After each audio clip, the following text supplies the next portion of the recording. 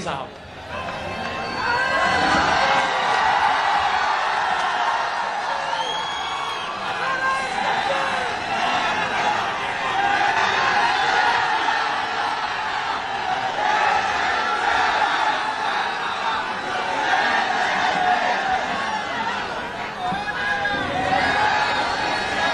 औज़ुबिल्लाहि मिनश्शैतानिर्रजीम। बिस्मिल्लाहिर्रहमानिर्रहीम। अस्सलामु अलैकुम व रहमतुल्लाहि व बरकातुहू।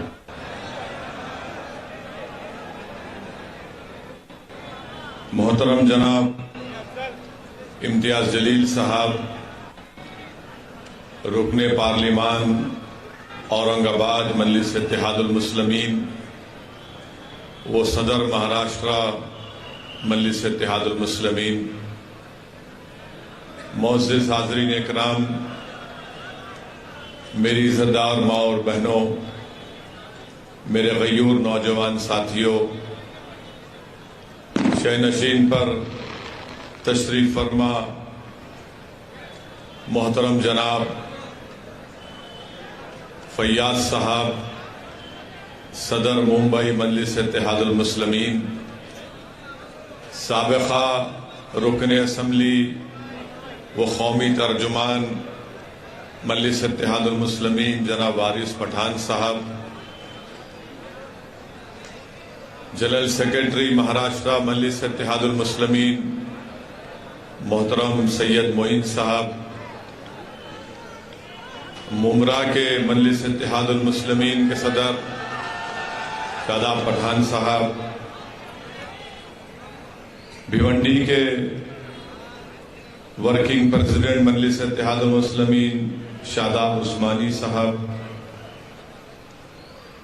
अमूल कामले साहब, जैद शेख साहब, रबीश मोमिन साहब, अफसर मोमिन साहब, अब्दुल हसीब जामई साहब, मोहम्मद अहमद सज्जू साहब, फैज खान साहब, नूरुल ऐन साहब, शहीन शाह शेख साहब, एडवोकेट साकिब अंसारी साहब, और मैं अपनी आज की इस तकरीर को अल्लाह के फजल व करम से मैं जो कुछ बयान करूंगा, मैं इसको मेरे भाई और भिवंडी के जो सौदर हैं खालिद गुड्डू साहब के नजर पेश करता हूं, जो आज जेल की सलाखों में हुकूमत के जुल्म का शिकार हैं, और हम अपनी जानिब से महाराष्ट्र की हुकूमत से इस बात का मुतालबा करते हैं, डिमांड करते हैं कि खालिद गुड्डू साहब को जल्द से जल्द रिहा करवाया जाए। 2 साल से खालिद गुड्डू को जेल में रखना ये इंसाफ की तौहीन है। हुकूमत का काम ये है कि किसी को जेल में ना रखे, बल्कि उनको जेल के बाहर लाए। अगर उन पर कोई मुकदमात हैं तो आप चलाइए जरूर, मगर मेरा मानना यह है कि खालिद गुड्डू को निशाना बनाकर उनकी बढ़ती हुई मकबूलियत को रोकने के लिए इस तरह की साजिश और मंसूबा रचा गया। मैं खालिद गुड्डू की इस को जो जेल में रखा गया, उन पर जो मुकदमे आयद किए गए, मेरा मानना यह है कि तमाम के तमाम मुकदमात में कानूनी तौर पर कोई उसमें दम नहीं है, क्योंकि हुकूमत नहीं चाहती कि खालिद गुड्डू बाहर आए, इसीलिए उनको जेल में रखा जा रहा है। मगर मुझे यकीन है कि इंशाअल्लाह ताला अल्लाह सुब्हाना व ताला के पास देर है अंधेर नहीं है। जल्द से जल्द अल्लाह अपने फजल व करम से खालिद गुड्डू साहब को रिहा करवाएगा। मैं महाराष्ट्र की हुकूमत से भी ये कहना चाहूँगा, यहाँ के मुख्यमंत्री से खास तौर से कहना चाहूँगा कि जिस तरह से दिल्ली की हुकूमत शिवसेना के एमएलएस के ऊपर ईडी का रेड कर रही है और जिस तरीके से शिवसेना और खास तौर से महाराष्ट्र के मुख्यमंत्री बड़े बेचैन नजर आ रहे हैं कि कहीं मेरे किसी प्यारे को जेल में ना डाल दिया जाए, तो मैं महाराष्ट्र के मुख्यमंत्री से कह रहा हूं कि अगर आपको अपने लोगों की फिक्र है कि कहीं मोदी की हुकूमत उनको जेल में डाल दे, तो फिर आपको ये सोचना पड़ेगा कि आपने कैसे अपनी हुकूमत में खालिद गुड्डू को जेल में डाला। याद रखिए, अगर खालिद गुड्डू जेल को जा रहा है हुकूमत के जबर और जुल्म का शिकार होकर, तो कहीं दिल्ली की हुकूमत भी अपनी ताकत का बेजा इस्तेमाल ना करे और आपके ही करीबी लोगों को जेल में डाल दे। अगर आज आप फिक्रमंद हैं, तकलीफ में हैं, तो मैं महाराष्ट्र के मुख्यमंत्री से पूछना चाह रहा हूं, खालिद गुड्डू के घर वालों पर क्या गुजर रही होगी, उनके घर में उनके भाइयों पर, उनके अफराद खानदान पर, उनके दोस्तों पर क्या गुजर रही होगी। इसीलिए हम महाराष्ट्र हुकूमत से मुतालबा करते हैं कि आप खालिद गुड्डू को रिहा करवाइए, मुकाबला करिए, सियासत में मैदान में मुकाबला करिए। लोकतंत्र है, लोकशाही है, संविधान के दायरे में रहकर मुकाबला करिए। किसी को जेल में डालकर ये बहादुरी का काम नहीं है। बहादुर वो है जो अपने मुखालिफिन को भी छोड़े और कहे कि आओ प्यारे आजमाओ किस्मत, देखते हैं मैदान में अवाम किसको पसंद करती है। अगर आज हुकूमत महाराष्ट्र की सरकार लोकशाही पर भरोसा करती है, तो मैं उम्मीद करता हूं कि वो खालिद गुड्डू को रिहा करवाएगी और शिवसेना, राष्ट्रवादी कांग्रेस और कांग्रेस ये कहेगी कि खालिद गुड्डू तुम बाहर निकल कर हमसे मुकाबला करो। हम भी यही चाहते हैं कि कोई भी जेल में ना जाए। सियासतदान है, राजनेता है, अगर वो जेल को चले जाएंगे तो याद रखो उनकी मकबूलियत में और इजाफा होता रहेगा। खालिद गुड्डू की मकबूलियत में कोई कमी नहीं आई, ना इंशाअल्लाह कमी आएगी। खालिद गुड्डू एक दिन रिहा होगा और जब खालिद गुड्डू रिहा होगा तो पहले से ज्यादा ताकतवर एक सियासी नेता बनकर रिहा होगा। और मजलिस इत्तेहादुल मुस्लिमीन हमेशा मजलूमों का साथ देती है। जुल्म करने वालों, याद रखो, इख्तिदार किसी के पास रहने वाला नहीं है। आज तुम इख्तिदार के नशे में चूर होकर मजलूमों को जेल में डाल रहे हो, मगर इंसानियत की तारीख गवाह है कि जिस हुक्मरान ने अपनी ताकत के बलबे पर, अगर वो ये समझ रहा है कि किसी को मैं जेल में डाल सकता हूं, खुदरत का काम यही होता है कि जो हुक्मरान जुल्म करता है, अल्लाह उसी हुक्मरान को एक दिन जेल में डालता है और मजलूम को तख्त व ताज पर बिठा देता है, और वही काम होगा इंशाअल्लाह ताला। मगर मेरे अजीज दोस्तों और बुजुर्गों, खालिद गुड्डू से दुश्मनी इसलिए क्योंकि खालिद गुड्डू पावर के खिलाफ है। कौन सा पावर? एक तो राष्ट्रवादी के जुल्म के खिलाफ और दूसरा टॉरेंट पावर के खिलाफ खालिद गुड्डू ने आवाज उठाई थी। तो दोनों को यह पसंद नहीं आया कि यह कौन दीवाना खड़ा हो गया जो हमारे इख्तिदार की बुनियादों को हिला के रख दे रहा है। तो टॉरेंट पावर और राष्ट्रवादी दोनों मिलकर खालिद गुड्डू के खिलाफ झूठे मुकदमे आयद करके हजरत पुलिस को भी इस्तेमाल कर लिए और खालिद गुड्डू पर इल्जाम लगाकर उनको जेल को भिजा दिया। मुझे इस बात की कोई फिक्र नहीं है। मुझे इस बात को खुलकर कहना पड़ेगा कि अगर कोई भी ओहदेदार गवर्नमेंट का, उसको रूल ऑफ लॉ को फॉलो करना है, उसको कानून को, संविधान पर अमल करना है। अगर आज आप संविधान को नजरअंदाज करके, रूल ऑफ लॉ को नजरअंदाज करके, जिसको उर्दू में कहती है कि कानून की बालादस्ती को अगर आप नजरअंदाज कर रहे हैं, आज आप मौज मना लो। कल ये लोग जब इख्तिदार पर सत्ता में नहीं रहेंगे तो फिर कौन आएगा आपको बचाने के लिए। इसीलिए हम अपील कर रहे हैं कि महाराष्ट्र की सरकार जो महाराष्ट्र की जेलों में जो लोग मजलूम हैं उन सबको रिहा करे। मैं खालिद गुड्डू की बात नहीं कर रहा हूं। जो कोई भी महाराष्ट्र की जेल में जुल्म का शिकार है उनको छोड़ा जाए, चाहे वो खालिद गुड्डू हो या नवाब मलिक हो, उनको भी छोड़ना चाहिए। नवाब मलिक की बात नहीं करेंगे। मुल्क का माहौल इस तरह से बना दिया गया कि बीजेपी, राष्ट्रवादी कांग्रेस, शिवसेना, समाजवादी पार्टी, ये तमाम नाम निहाद सेकुलर पार्टियां ये चाहती हैं कि बला हम तक ना आए, हम जेल को ना जाएं, मगर हमारे पार्टी में अगर कोई मुसलमान है तो उसको जेल में डाल दो, हम जेल को नहीं जाएंगे।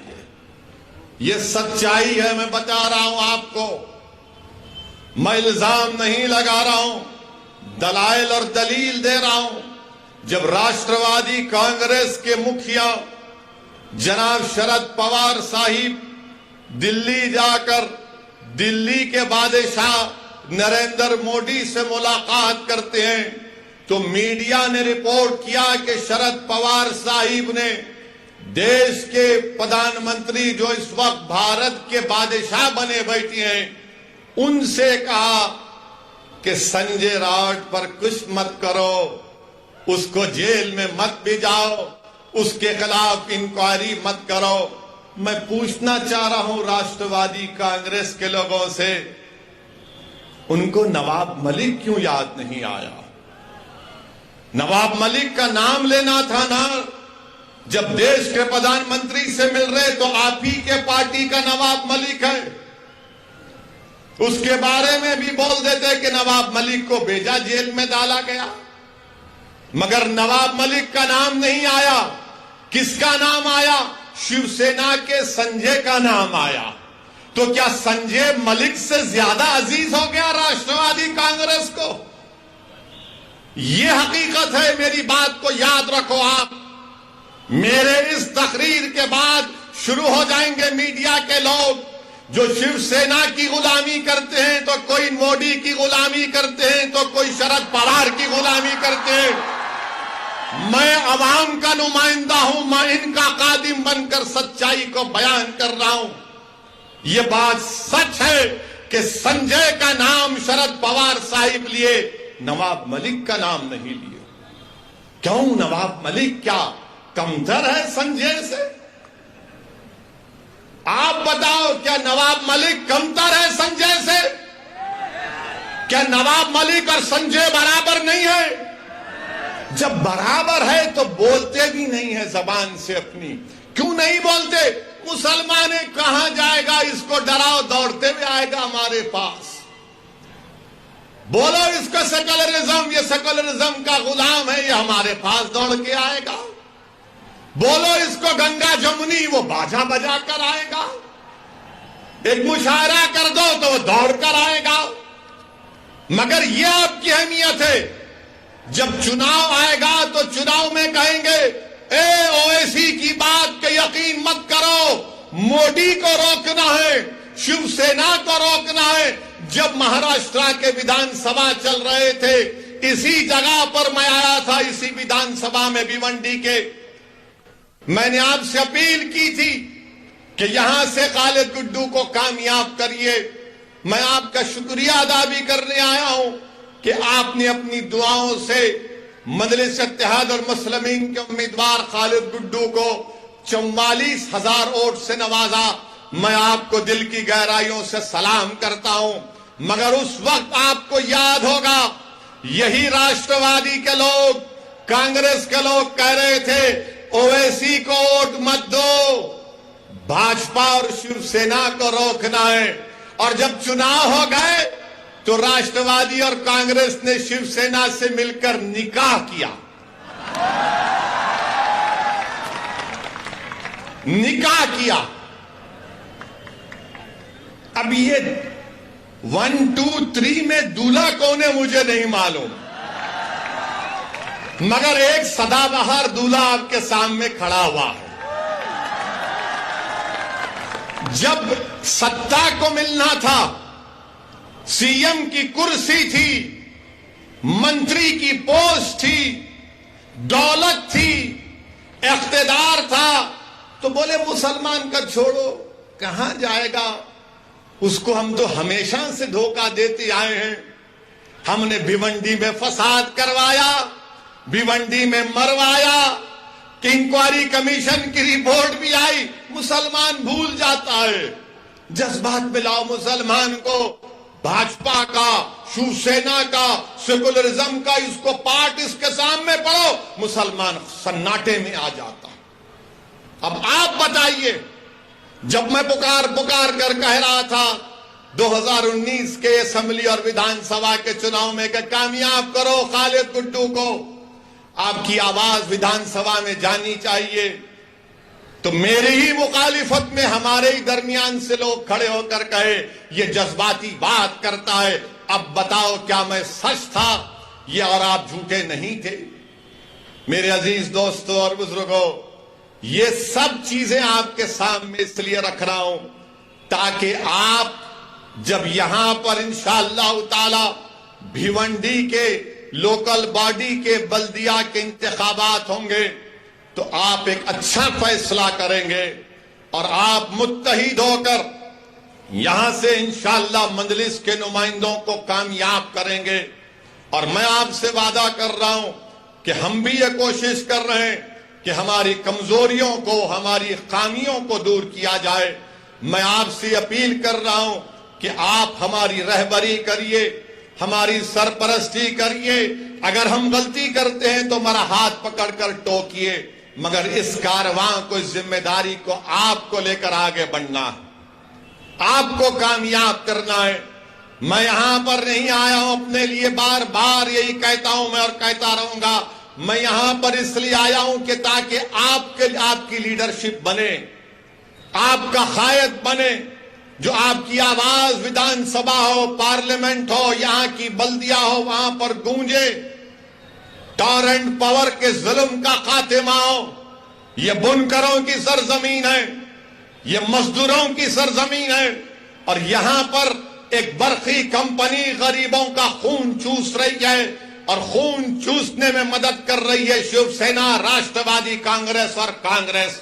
आखिर क्या बात है कि सिर्फ यहां पर कितने वो कोणार्क विकास अघाड़ी के सिर्फ 4 नगर सेवक है और उनका महापौर बन जाता है, सिर्फ 4 उनके। और फिर इसमें कांग्रेस भी और शिवसेना भी, बीजेपी भी इनकी मदद करते हैं। क्या बात है, ये आपके रिश्तेदार हैं क्या? 4 इनके, 47 कांग्रेस के, भाजपा की 18। क्या बैठ के बिरयानी खा लिया तुम लोग? पूरा भिवंडी को लूट लिए। 850 करोड़ का बजट कहां इस्तेमाल हुआ? जब ये सवाल हम करते हैं 850 करोड़ कहां गए, तो कल आप देखेंगे सुबह से ये रात भर नहीं सोएंगे मेरी तकरीर सुन के, करवटें बदलते रहेंगे। कैसा बोला, कैसा बोला, ये बोला, वो बोला। अरे बोलेंगे बाबा, तुम्हारे बाप को भी बोलेंगे, तुमको भी बोलेंगे, और जब तक अल्लाह जिंदा रखेगा बोलते रहेंगे। अब सुबह से शुरू हो जाएंगे, ये भड़काऊ भाषण दिया, ये ऐसा बोला, वो उस समुदाय के खिलाफ बोला। अरे बाबू, कभी तकरीर सीखना है ना संविधान के दायरे में रहकर, तो आओ मैं तुमको समझाता हूं कैसे तकरीर करना चाहिए। मगर कल से शुरू कर देंगे, 10 बजे से मीडिया को फोन आएगा, ए वो क्लिप चला ना ओवैसी की, ए उसने ऐसा बोला था, तू चलाया क्यों नहीं? ये कल रात में वारिस को बुलाकर बिठा के इसको पूछ जरा। कितनों को बिठा के पूछेंगे, कुछ भी निकलने वाला नहीं है इसमें से। जो बात सच्ची होती है वो कड़वी होती है। कड़वी उन लोगों के लिए होती है जो जुल्म करते हैं, और जो बात सच्ची होती है वो आवाम के दिलों को छू जाती है और दिलों में समा जाती है। इसीलिए मजलिस इत्तेहादुल मुस्लिमीन से मुखालिफत। 850 करोड़ का बजट और अस्पताल जैसा भी कहा गया कि वेंटिलेटर पर है। 850 करोड़ कहां गए? कैसे अस्पताल नहीं अच्छा हुआ? किसके जेब में गए? आप अंदाजा लगाइए 850 करोड़ का बजट अगर अस्पताल की अच्छाई के लिए, डेवलपमेंट के लिए इस्तेमाल होता तो गरीबों को इससे फायदा पहुंचता भिवंडी की। मगर इनको ये चाहते हैं कि नहीं नहीं, गारत का गड़ा है, इनका भरता नहीं है। 850 करोड़ मेरे को कितना, तेरे को कितना? अरे क्या ये खाजा का लंगर है? लूट के लेके जाएंगे तुम लोग? ऐसा लगता कि पूरे डाकू एक हो गए। ये मेरा हिस्सा, ये तेरा हिस्सा, ये मेरा हिस्सा, और इसी हिस्सेदारी में आपको अपना हिस्सा नहीं मिलता है। इसीलिए मैं आपसे अपील कर रहा हूं कि आने वाले बल्दिया के इंतखाबात में आप मुत्तहिद होकर मजलिस इत्तेहादुल मुस्लिमीन के उम्मीदवारों को कामयाब करिए। मेरी आपसे अपील है कि आपकी आवाज भिवंडी की बल्दिया में गूंजनी चाहिए। आपके मसाइल का हल मिलना चाहिए। और जिस तरीके से आपने अल्हम्दुलिल्लाह 44,000 वोट खालिद गुड्डू को दिए, मुझे यकीन है कि आने वाले बल्दिया के इंतखाबात में आप मुत्तहिदा तौर पर मजलिस के उम्मीदवारों को कामयाब और कामरान करेंगे। मेरे अजीज दोस्तों और बुजुर्गों, मैं आपसे अपील कर रहा था, बता रहा था कि मुल्क में जो हालात हैं वो आप सब जानते हैं, मुझसे बेहतर आप जानते हैं। आज प्रधानमंत्री, देश के वजीर आजम, दिल्ली के बादशाह अपनी हुकूमत के 8 साल के पर बड़े बड़े बातें आज किए हैं। मैं देश के प्रधानमंत्री से इतना पूछना चाहता हूं, देश के प्रधानमंत्री, आखिर ये क्या बात है कि 1 लीटर दूध और 1 डबल रोटी का लोफ पैकेट एक ही कीमत में क्यों मिल रहे हैं प्रधानमंत्री? 1 लीटर दूध और 1 डबल रोटी का पैकेट। तो बीजेपी वाले बोलेंगे क्या बोलता है ना, क्या बोल रहा है? दूध भी खरीद ले, डबल रोटी खा ले, पेट भर जाएगा।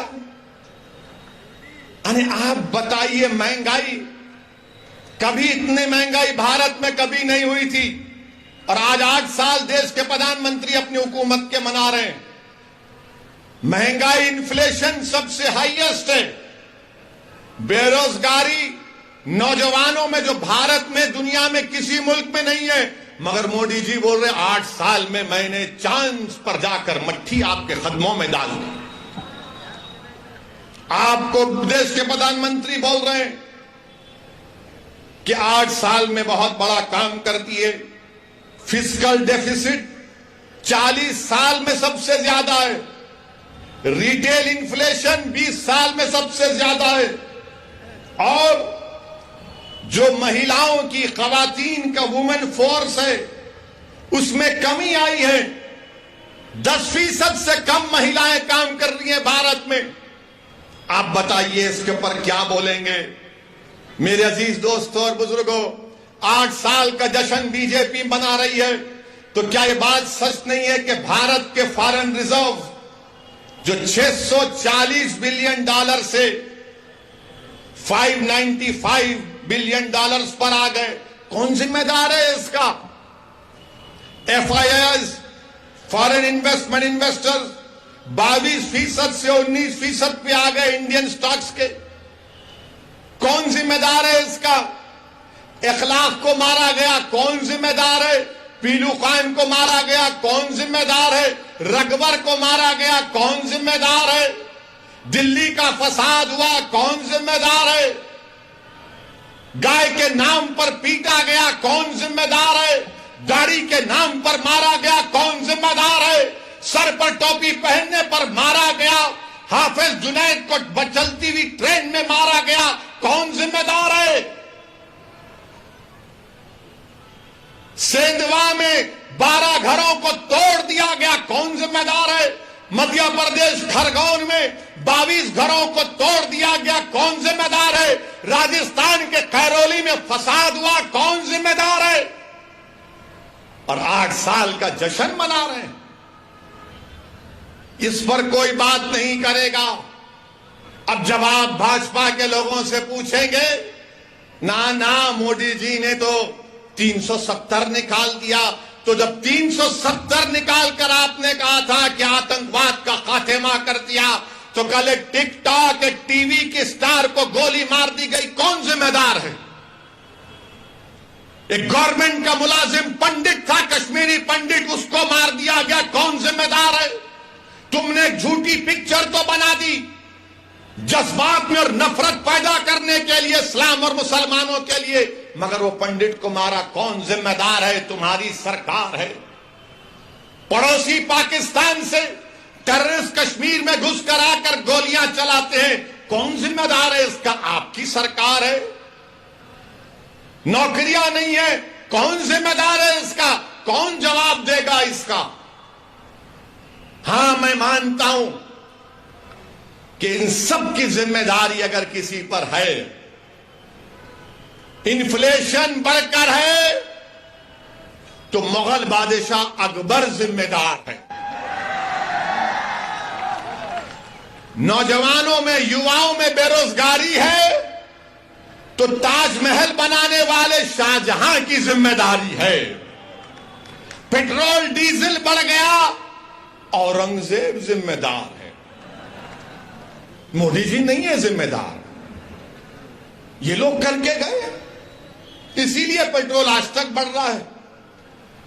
सरकार आपकी है, मैं खुद कह रहा हूं ना, औरंगजेब, अकबर, शाहजहां सब जिम्मेदार हैं, मोदी जी नहीं है जिम्मेदार। मेरे अजीज दोस्तों और बुजुर्गों, एक बात मैं भारत के मुसलमानों को भिवंडी से कहना चाहूंगा। भारत के जो सेकुलर जहन रखने वाले हमारे हिंदू भाई बहन हैं, दलित हैं, ओबीसी समाज के लोगों से कहना चाहूंगा, भारत कैसे बना? ये आज जो भारत है कैसे बना? ये आरएसएस, बीजेपी कहती है कि आक्रमण करने वाले मुसलमान आए थे, कहते हैं ना, ये आए थे, आक्रमण करने वाले आए थे भारत में।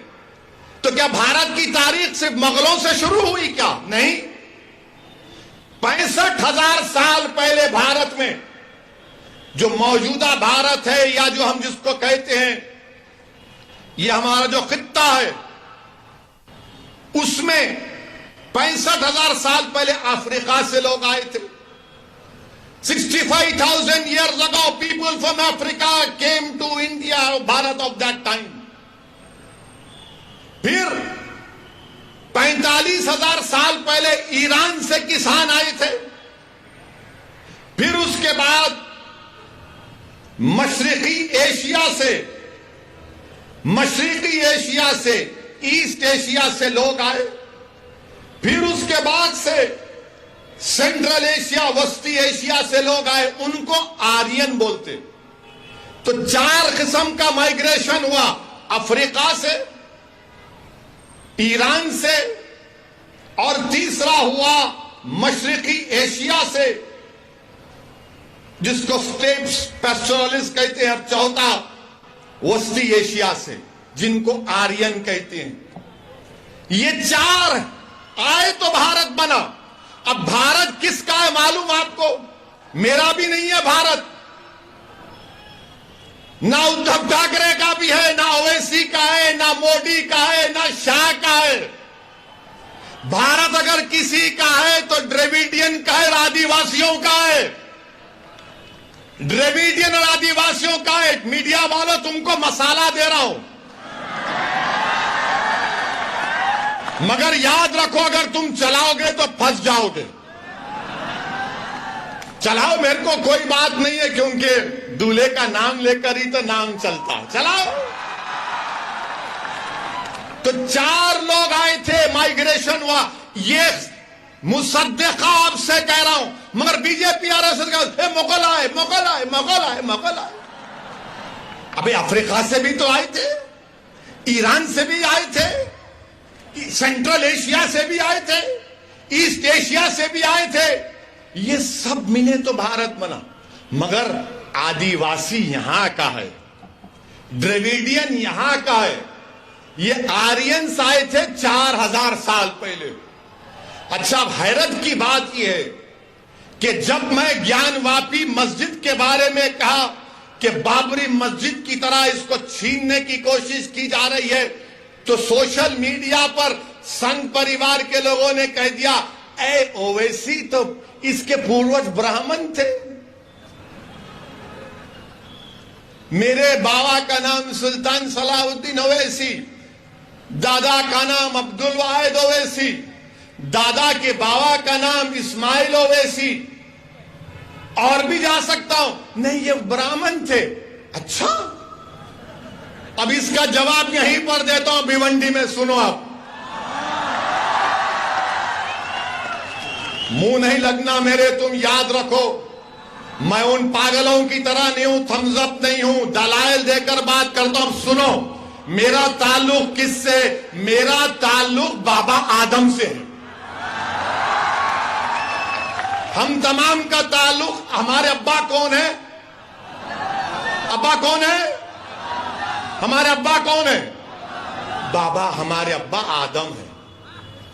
और जब अल्लाह ने हजरत आदम को हमारी अम्मा के साथ दुनिया में भिजाया तो अब्बा ने कहां कदम रखा मालूम? भारत में। तो ये मेरी बाप की जमीन हुई। अब बाप की जमीन से औलाद का कोई हक छीन सकता? छीन सकता? अब्बा अल्लाह भी जाया तो बोले भारत में आ गए, एक कदम यहीं रखा, अब्बा की जमीन है। अबे तू मेरे को कहां मिला रहा जाके? मेरा ताल्लुक अब्बा आदम से है प्यारे। मगर जब तुमने ब्राह्मण कहा तो क्या यह बात सच नहीं है कि बाल गंगाधर तिलक, जो भारत की आजादी में बहुत बड़ा अदा किए, मुजाहिद आजादी है, क्या उन्होंने नहीं कहा था कि आर्यन लोग आर्कटिक से आए थे? आर्कटिक, उन्होंने कहा था यह बात। अब बताओ इस पे क्या बोलेंगे? क्या बोलेंगे तुम बताओ इस पे? इसलिए कह रहा हूं कि भारत में अगर कोई इंडियन माने ओरिजिनल है, वो आदिवासी है, द्रविडियन है, बाकी के सब लोग आए। और ये प्रूव हो चुका है कि आबादी का 65% हिस्सा, ये 4 जो माइग्रेशन हुए, आप करा के देख लो। मगर बीजेपी संघ क्या बोलेगी, शिवसेना भी, सब मुगल आए, मुगल आए। हाँ ठीक है, मुगल आए तो पेट्रोल बढ़ गया, मुगल आए तो डीजल बढ़ गया, मुगल की वजह से बेरोजगारी बढ़ गई, मुगलों की वजह से इन्फ्लेशन है, मुगलों की वजह से स्टॉक एक्सचेंज में हमारे FIS 22 से 19% हो गए, मुगलों की वजह से रोटी महंगी हो गई, मुगलों की वजह से दूध महंगा हो गया। अरे सब हम ही जिम्मेदार है, तुम तो दूध के दूल्हे हो। देश का प्रधानमंत्री मुसलमान है, आप नहीं है ना। महाराष्ट्र का मुख्यमंत्री आप नहीं है, कोई और है। हर चीज को मुगलों से जोड़ दो। अरे मुसलमानों का मुगलों से कोई ताल्लुक नहीं है, हमारा ताल्लुक मुगलों से नहीं है, वो बादशाह थे। बादशाहों का ताल्लुक दीन से नहीं होता, जो खलीफा होता है उसका ताल्लुक दीन से होता है। ये बादशाह थे, इनका क्या प्रॉब्लम था?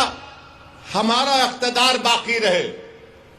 वो बादशाह थे, अपने नहीं मंदिर तोड़े। तो फिर इसका भी जवाब सुन लो।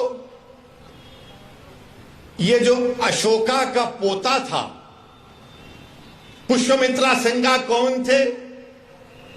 अशोका के पोतरे को किसने मारा? और यही शख्स ने 40,000 बुद्धिस्ट इबादतगाहों को निस्तो नाबूद कर दिया। चलो बोलो, इस पे झूठ है क्या? बोलो, इस पे झूठ है क्या?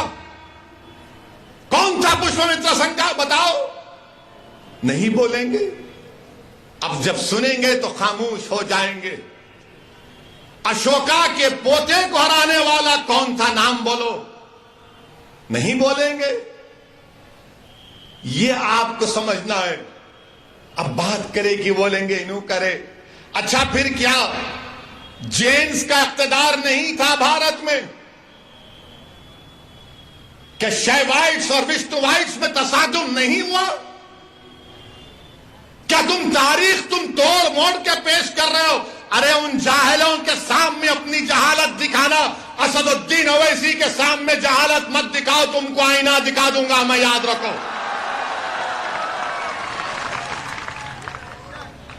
बोलो अशोका के पोते को किसने मारा था? कौन मारा था अशोका के बेटे को? बोलो। नहीं बोलेंगे। शाम सूंघ जाएगा इनको। बोलेंगे नहीं मुगल मुगल। अबे रात में मुगल, दिन में मुगल, बैतुल खला में मुगल। कभी निकलो तारीख से। तारीख यह है भारत की कि 65,000 साल पहले अफ्रीका से लोग आए थे भारत में। आर्यन तो 4,000 साल का मामला है। और फिर बोलते नहीं, ये अनटचेबिलिटी जो है ये मुगलों ने शुरू की। झूठ। सच क्या है? सच ये है कि बाबा साहेब अंबेडकर ने कहा कि 400 एडी यानी हजरत ईसा के इस दुनिया से उठाने जाने के बाद 400 एडी में ये अनटचेबिलिटी शुरू की गई है। बाबा साहेब अंबेडकर ने लिखा। ह्यून सैंग एक ट्रैवलर है, उसकी किताब पढ़ो। ये संगी नहीं पढ़ते। काली मुगल मुगल मुगल। बोलो कौन? क्या बाबा साहेब अंबेडकर ने नहीं कहा था? उस पर बात नहीं करेंगे। और बोलेंगे तुम लोग मंदिरों को तोड़ दिए। तो क्या स्वामी विवेकानंदा ने अपनी किताब में नहीं लिखा कि जगन्नाथ की मंदिर बुद्धिस्ट इबादत गाह पर बनाई गई? बोलो मुझ पर इल्जाम लगाने वालों, बोलो। ओवैसी को जान की धमकी देना, ओवैसी को गाली देना, दिन रात मेरे नाम का वजीफा पढ़ना। मैं जो मसाइल को आज उठा रहा हूं, तुम जवाब दो उसका। अगर तुम 700-600 साल की तारीख की बात करोगे, मैं 65,000 साल की तारीख की बात करने को तैयार हूं। आओ बैठेंगे, बात करेंगे। अब बोलेंगे क्या बोलता है? तेरे घर में खोदेंगे। किसी ने मुझे फोन करके कहा कि आपके घर में खोदेंगे। मैंने कहा मेरे घर में तुम खोद नहीं सकते। बोले कैसे नहीं खोद सकते? बोला मेरा घर है, कोई आंख उठाकर नहीं देख सकता, याद रखो। खोदेंगे। अब बोल रहे ताजमहल के नीचे, उसके तहखाने में क्या है देखेंगे। अब तो बोल रहे कि आगरा के किले में जो मस्जिद है उसके नीचे खोदेंगे। मेरे को लगता है बीजेपी आरएसएस वाले, जरा कान खोल के सुनो आप, किसी को बोलना नहीं बात मेरी, किसी को नहीं बोलेंगे ना आप, ना नहीं बोलना है तो कट्टी हो जाएंगे। अपनी दोस्ती बरकरार रहे। तो इसलिए खोद रहे वो लोग कि देश के प्रधानमंत्री की डिग्री तलाश कर रहे। कहां है, कहां है, कहां है? नरेंद्र मोदी की एमए पॉलिटिकल साइंस की डिग्री है, मगर देश के प्रधानमंत्री की एंटायर पॉलिटिकल साइंस की डिग्री है, मिलती नहीं है। तो शायद प्यारे बोल रहे मस्जिद के बहाने डिग्री मिल जाएगी, मस्जिद तो नहीं मिलेगी। क्या बात है बताइए आप? ये जोक है, सीरियस मत ले लीजिए। देश के प्रधानमंत्री भी मन की बात में बोलते, जरा ह्यूमर होना चाहिए। तो ह्यूमर की बात कर रहा हूं। कोई बोलते ताजमहल में मेरे को कोई सोशल मीडिया पे दिखा एक शख्स, मैं नहीं कह रहा हूं, वो कोई आदमी था, उनका कोई क्यूरेटर दोस्त था, वो उनके साथ ताजमहल को गए। बोले मुझे नीचे जाके 2 कमरे में देखना है। तो उसने सोशल मीडिया पे लिखा कि तुम्हारा फोन डिपॉजिट कर दो। फोन डिपॉजिट कर दिए। उसके बाद नीचे गए तो फिर चेकिंग हुई। फिर वो कमरे के पास ताले पर लगा हुआ था गवर्नमेंट ऑफ इंडिया का स्टैंप। बोले नहीं अंदर नहीं आ सकते आप। अरे बोले भाई खाली खरीब करके नहीं, देखना भी नहीं, तुम कान लगा के सुन सकते। तो बेचारे कान लगाए तो अंदर से इंसानों की आवाज आ रही थी, अंदर से इंसानों की बड़ी प्यारी आवाज आ रही थी। और वो आवाज क्या बोल रही थी? चौकीदार से पूछो महंगाई इतनी क्यों है। इस पे तो केस नहीं बुक हो सकता ना, जाओ बुक कर लो शाहजहां पे, मुमताज पे, मुझे क्या करना है। मैं सोशल मीडिया पे पढ़ के कह रहा हूं, उसको बुक करो आप। मगर मेरे अजीज दोस्तों और बुजुर्गों, मुल्क की हालात आपको ये बता रहे हैं कि नफरत और बीजेपी और संघ परिवार मिलकर भारत के मुसलमानों के खिलाफ एक ऐलान जंग कर चुके हैं, ऐलान जंग कर चुके हैं। और हमारी हर तहजीब की हर निशानी को मिटाना चाहते हैं, हर चीज को मिटा देना चाहते हैं। हलाल गोश्त देश के लिए खतरा, हिजाब देश के लिए खतरा, दाढ़ी देश के लिए खतरा, टोपी देश के लिए खतरा, मस्जिदें देश के लिए खतरा, मस्जिद की मीनारें देश के लिए खतरा, मस्जिद की अज़ान की आवाज देश के लिए खतरा, सब चीज खतरा है देश के लिए। और इस बात में आप देख लो, जब ये बातें हो रही हैं तो क्या कांग्रेस कुछ बोलती, क्या राष्ट्रवादी कुछ बोलती है, क्या शिवसेना कुछ बोलती है, क्या समाजवादी कुछ बोलती है, क्या आम आदमी पार्टी कुछ बोलती है? कोई अपने आप को सेकुलर पार्टी बोलने वाले कुछ नहीं बोलेंगे। हलाल पे गोश्त पे नहीं बोलेंगे, हिजाब पे नहीं बोलेंगे, अज़ान पे नहीं बोलेंगे, ज्ञानवापी मस्जिद को छीनने की बात पर नहीं बोलेंगे। क्यों नहीं बोलेंगे? मुसलमान को डराओ, वो तो हमारा कैदी है, और हम ज्यादा बोलेंगे तो हमारा हिंदू वोट हमको नहीं मिलेगा। मेरे अजीज दोस्तों और बुजुर्गों, इसका मुझे जिस बात का अंदेशा है कि अगर इस तरह से दबाया जाएगा, इस तरह से रुसवा किया जाएगा, तो फिर ये जो नौजवान जो आज भारत में खास तौर से दलित और मुसलमान नौजवान हैं, अगर उनका एतमाद जमहूरियत से, लोकशाही से अगर कम हो जाएगा, वो अपने घरों में जाकर बैठ जाएंगे, वो घरों में जाकर अपने बैठ जाएंगे और दूसरे दर्जे के शहरी बन जाएंगे। मैं नहीं चाहता कि ये नौजवान जो कल इस देश का मुस्तकबिल इनके कंधों पर रहेगा, वो मायूस होकर, रुस्वा होकर अपने घरों में बैठ जाएं, अपने दरो दीवार को बंद कर लें, अपने दिमाग को सोचने की और तमीज पर जोर ना डालें और बंद कर लें अपने दिमाग को। वो हमारी जमहूरियत के लिए खराब दिन होगा। इसीलिए मैं कहता हूं और कहता रहूंगा, जमहूरियत है। ज्ञानवापी मस्जिद के बारे में बोला तो कौन सा गुनाह किया? मैं जब बाबरी मस्जिद का फैसला आया था, मेरी प्रेस कॉन्फ्रेंस उठाकर देख लो आप, मैंने उस फैसले को कहा था, अंग्रेजी में कहा था कि this is a victory of faith over facts,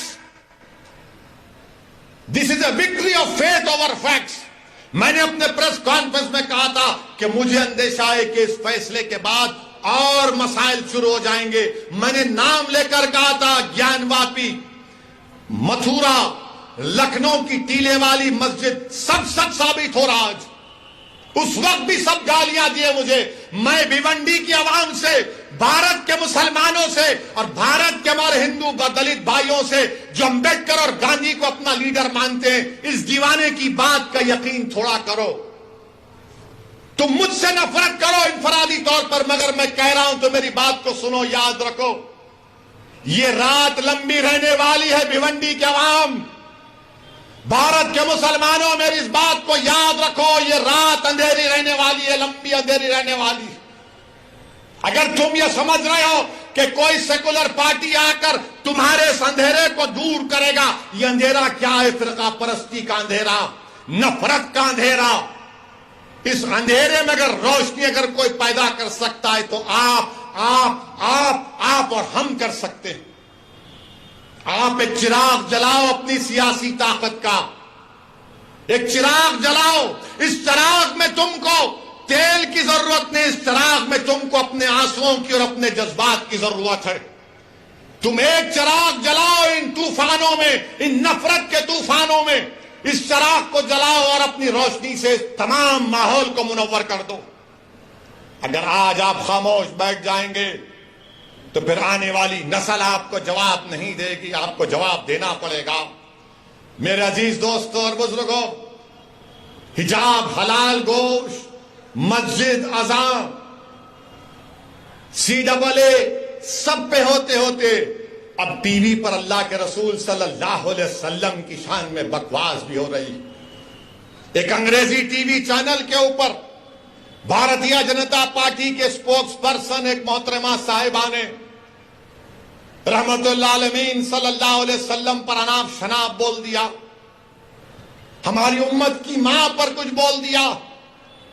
मैं पूछना चाहता हूं क्यों नहीं कांग्रेस बोलती इसके ऊपर, इसके खिलाफ?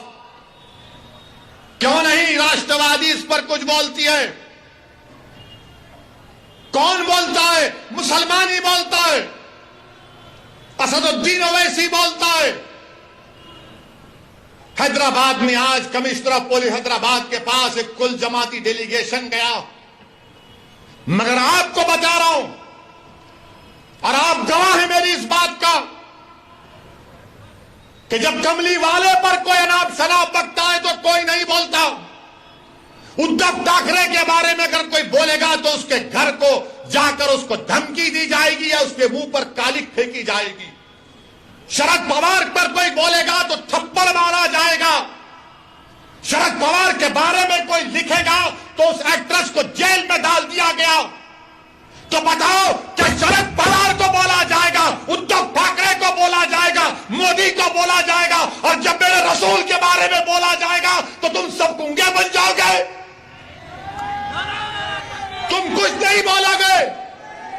मैं आपसे मुखातिब नहीं हूं, मैं इख्तिदार की कुर्सियों पर बैठने वालों से पूछ रहा हूं, बताओ बोलो। शरद पवार के बारे में बोले तो थप्पड़ मारकर ऐनक तोड़ दिए, उस एक्ट्रेस ने कुछ कहा तो जेल में डाल दिए, मोदी के खिलाफ लिखे तो जेल में डालते हैं, योगी के खिलाफ कुछ बोले तो जेल में डालते हैं, और रसूल अल्लाह सल्लल्लाहु अलैहि वसल्लम की शान में को अनाप शनाप बकता है। अरे खाली नारे लगाने से कुछ नहीं होता। मैं जो कह रहा हूं सोचो उस बात पर। जब अल्लाह अकबर कहते ना तो उसके माने समझो। मेरे अजीज दोस्तों और बुजुर्गों, आपकी खामोशी मुझे शिकवा इन तमाम पार्टी से नहीं है, मैं आपसे शिकायत कर रहा हूं। मैं आपके सामने अपना दर्द बयान कर रहा हूं। मैं अपनों के दरमियान में खड़े होकर आपसे भीख मांग रहा हूं। मुझे उनसे उम्मीद नहीं है, मुझे आपसे उम्मीद है। अगर मेरी बात कड़वी लग रही तो अपना एक दीवाना बेटा और भाई समझकर माफ कर दो, मगर मेरा हक बनता कि मैं तुम्हारे सामने बोलूं। अगर तुम्हारे सामने नहीं बोलूं तो कहां जाकर बोलूं, बताओ। मेरे अजीज दोस्तों और बुजुर्गों, इसीलिए आपको अपनी एक सियासी ताकत को मजबूत करना, चाहे जिले सतह पर हो, बल्दिया का इलेक्शन हो, जिला परिषद का इलेक्शन हो, असेंबली का हो, पार्लियामेंट का हो, आपको अपनी आवाज उठानी चाहिए, नुमाइंदा होना चाहिए। मत जाओ इन लोगों की बातों में कि ओवैसी खड़ा होगा तो उन्होंने जीत जाएंगे। अरे जब मैं नहीं भी खड़ा हो रहा हूं तो जीत रहे ना। मुबारकपुर से ताल्लुक रखने वाले कितने यहां पर बताओ, हाथ उठाओ। मुबारकपुर से कितने लोग हैं कि जामिया अशरफिया की बिल्डिंग को तोड़ा गया, कुछ समाजवादी के लोग बोले? नहीं बोलेंगे। फिर आप क्या करेंगे? नहीं इलेक्शन आए, नहीं ओवैसी बोलता अच्छा भाई, मगर अब क्या करेंगे? आप याद रखो, आप हुकूमतों को नहीं बदल सकते, आप अपने नुमाइंदों को कामयाब कर सकते हैं। आपको अपने नुमाइंदों को कामयाब करना है, और हम भारत के प्रधानमंत्री से अपील कर रहे हैं, रिक्वेस्ट कर रहे हैं कि देश के प्रधानमंत्री आप अपने नेशनल स्पोक्स पर्सन के खिलाफ एक्शन लीजिए। अगर आप सबका साथ, सबका विकास, सबका विश्वास की बात करते हैं, आप हमारे खिलाफ रहिए। मगर इतना नफरत मत करिए कि जिसके नाम का सदका हम खाते हैं आप उनके नाम के बारे में अनाप शनाप बक दें। जिसके नाम का हम सदका खाते हैं, देश के प्रधानमंत्री हम आपसे अपील कर रहे हैं कि अल्लाह के रसूल सल्लल्लाहु अलैहि वसल्लम के बारे में आपके स्पोक्स पर्सन ने जो अनाप शनाप बका, आप मुसलमानों के भी प्रधानमंत्री हैं, आप देश के प्रधानमंत्री हैं, आप बता दो ये चीज गलत है, उसको रोको, आप केस बुक करो। देश के प्रधानमंत्री को एक काम करना चाहिए। करेंगे नहीं करेंगे मुझे नहीं मालूम, मगर मुझे यकीन है कि जिसने भी इस तरह की अनाप शनाप बका है उसको उसका सियासी चराग उठता जाएगा, उसको सिक्योरिटी मिलेगी, उसको बड़े बड़े ओहदे दिए जाएंगे। मगर हम देश के प्रधानमंत्री से अपील कर रहे हैं, ये जो अपने आप को सेक्युलर पार्टी कहते हैं, शरद पवार साहब आपको बोलना चाहिए। आपके बारे में कोई बोला तो थप्पड़ मार देंगे। उद्धव ठाकरे आपको बोलना चाहिए, मुखालिफत करो आप मजलिस की, कोई एतराज, मगर हर चीज की एक हद होती है। किसी को इस बात की इजाजत नहीं है कि आप किसी भी मजहब के बारे में, उनके बड़े बड़े लोगों के बारे में आप अनाप शनाप बक दें। मुझे भी इख्तलाफ है बीजेपी से, शिवसेना से रहेगा जिंदगी भर। मेरे अजीज दोस्तों और बुजुर्गों, मैं आपसे अपील कर रहा हूं कि मुत्तहिद रहिए, और बीजेपी से अपील कर रहे हैं कि ये आप नेशनलिज्म का, भारत से मोहब्बत का दर्स हमको मत दो। आप, हम वो लोग हैं जो हमारे बुजुर्ग जेल में थे, एक खत भी हमारे बुजुर्गों ने अंग्रेजों से माफी का नहीं लिखा। क्या अल्लामा फजल खैराबादी ने काला पानी की सजा में को अंग्रेजों को खत लिखा? फांसी पर चढ़ गए मोदी जी, अंग्रेजों के खिलाफ माफी नहीं मांगी, पेंशन नहीं लिया अंग्रेजों के खिलाफ, अंग्रेजों से अंग्रेज का घर नहीं लिए। हमने कहा यही हमारा भारत, हमारा घर है, लड़ेंगे, अंग्रेजों को भगाएंगे या फिर अपनी जान को कुर्बान कर देंगे। और जिस शख्स का तुम जश्न मना रहे हो, क्या उसका नाम महात्मा गांधी के कपूर इंक्वायरी कमीशन में नहीं आया? जो महात्मा गांधी के कत्ल में कॉन्स्पिरेटर है। सोचो, अगर गांधी से मोहब्बत है तो जबान पर गोडसे और गांधी के कातिलों का नाम नहीं आना चाहिए। मेरे अजीज दोस्तों और बुजुर्गों, आपका बेहद शुक्रिया कि आप तशरीफ लाए, और आपसे अपील करता हूं कि अपनी दुआओं में खालिद गुड्डू के लिए और नवाब मलिक के लिए दुआ करिए। अस्सलाम वालेकुम व रहमतुल्लाह।